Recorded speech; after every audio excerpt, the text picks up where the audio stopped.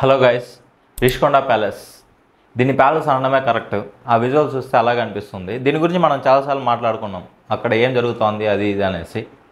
మనం కొంతమంది తప్పుగా అనుకున్నాం, కొంతమంది ఉండేవాళ్ళు కరెక్ట్గానే చెప్పారు. అప్పుడు మనకు అర్థం కాలేదు.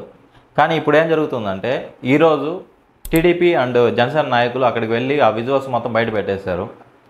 ఇప్పుడు ఆ విజువల్స్ చూసే ముందు 3 months బ్యాక్, అంటే వైఎస్ఆర్సీపీ గవర్నమెంట్లో ఉన్నప్పుడు మంత్రి రోజా గారు అండ్ గుడివాడ అమర్నాథ్ గారు ఏం మాట్లాడారో ఒకసారి వినండి. వైజాగ్లో ఉన్న అన్ని ప్రదేశాలని కూడా సందర్శించారు. దాంట్లో ఇక్కడ ఉంటే బాగుంటుందని రిషికొండని ఫైనలైజ్ చేయడం జరిగింది.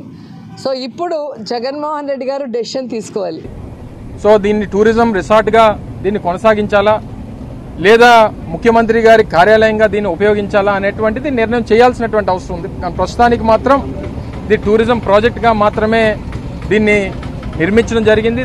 సరే, వీళ్ళ మాటలు కొంచెం పక్కన పెడితే 2022లో ఒక రిపోర్ట్ గవర్నమెంట్ రిలీజ్ చేసింది. ఆ రిపోర్ట్ చూడండి ఒకసారి. దాంట్లో ఇది మొత్తం హరిత రిసార్ట్స్లోని ఒక భాగమే. పర్యాటకులకి వాళ్ళకు అనుకూలంగా ఈ బిల్డింగ్స్ రూపొందిస్తూ ఉన్నాం, దాంట్లో రూమ్స్ అవన్నీ ఇస్తూ ఉన్నాం అనేసి చాలా చెప్పారు. దాంట్లోనే ఆ ప్రాజెక్ట్లోనే ఇవన్నీ మెన్షన్ చేస్తున్నారు.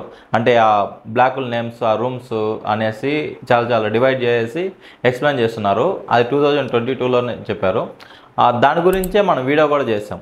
అంటే అప్పుడు ఉన్న అపోజిషన్లో ఉండేవాళ్ళు ఇది జగన్ ప్యాలెస్ అంటుంటే, లేదు ఇది గవర్నమెంట్ ఇలాగ రిపోర్ట్ ఇచ్చింది, అది బయటకు వచ్చేంత వరకు ఇలాగ అనడం కరెక్ట్ కాదనేసి నేనే చెప్పాను. కానీ ఇప్పుడు ఏం జరిగిందో చూడండి. దానిలోంచి ఆ విజువల్స్ రిలీజ్ అయినాకే మనకి ఈ విషయం అంతా తెలిసింది. జగన్ గారు అండ్ మంత్రి రోజా గారు వాళ్ళ గుట్టు బట్టబయలు అయిపోయింది. ఇప్పుడు ఇక్కడ ఆ బెడ్రూమ్ చూడండి, ఆ హాల్ చూడండి, అండ్ ఆ బాత్రూమ్ చూడండి, అస్సలు కళ్ళు చెదిరేలా ఉన్నాయి. ఇది పక్క అంటే 2022లో ఆ డాక్యుమెంట్ రిలీజ్ చేశారు కరెక్టే. కానీ ఇది రిసార్ట్స్ అనుకునేసి ఆ తర్వాత జగన్ గారి కోసం ఉండడానికి ఇది నిర్మించలేదు. జగన్ గారి కోసం ఉండడానికి నిర్మించి పేరు దాన్ని పెట్టుకున్నారు హరిత రిసార్ట్స్ అనేసి. గవర్నమెంట్ డబ్బులు దీంట్లో పెట్టేశారు 500 కోట్ల దాకా. ఒక్కొక్క దాని విజువల్స్ చూడండి.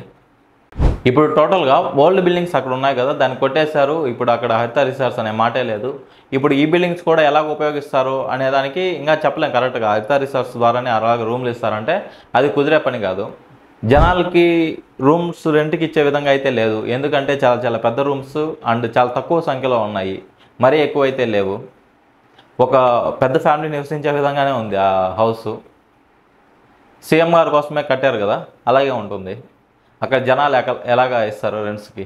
అయినా 500 కోట్లు పెట్టి హరిత రిసార్ట్స్కి ఇస్తే దానివల్ల చాలా ధనం వేస్ట్ అయిపోతుంది కదా, మనకి బడ్జెట్లో చాలా ఇదవుతుంది. దాన్ని వేరే విధంగా ఉపయోగించాల్సిన అవసరం ప్రభుత్వానికి ఉంది. అలాగే చేసే ఛాన్స్ కూడా చాలా తక్కువ. అంటే 500 కోట్లు ఇప్పుడు దేనికోసం ఉపయోగించాలి వాళ్ళకు కూడా తెలియని పరిస్థితిలో ఉంటారు ప్రభుత్వం. ఇప్పుడు ఏం చేస్తారో తెలీదు. అండ్ ఇంకొక విషయం ఏమంటే, పర్యాటక శాఖ మంత్రి రోజా గారు, ఆమెను అరెస్ట్ చేసే ఛాన్స్ చాలా ఎక్కువ ఉంది ఈ విషయంలోనే ఎక్కువ.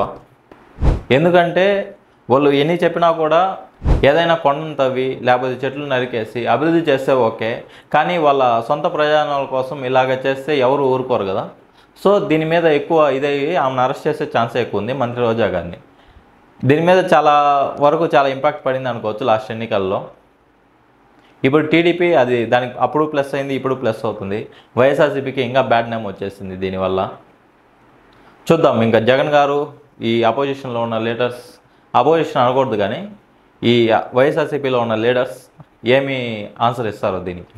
సర్లేండి, ఎమోషన్లు ఎక్కువ మాట్లాడారు, జాగ్రత్త. ఇప్పుడు నేను చెప్పిన విషయాలతో మీరు కూడా అంగీకరిస్తే ఒక లైక్ చేయండి. Thank you.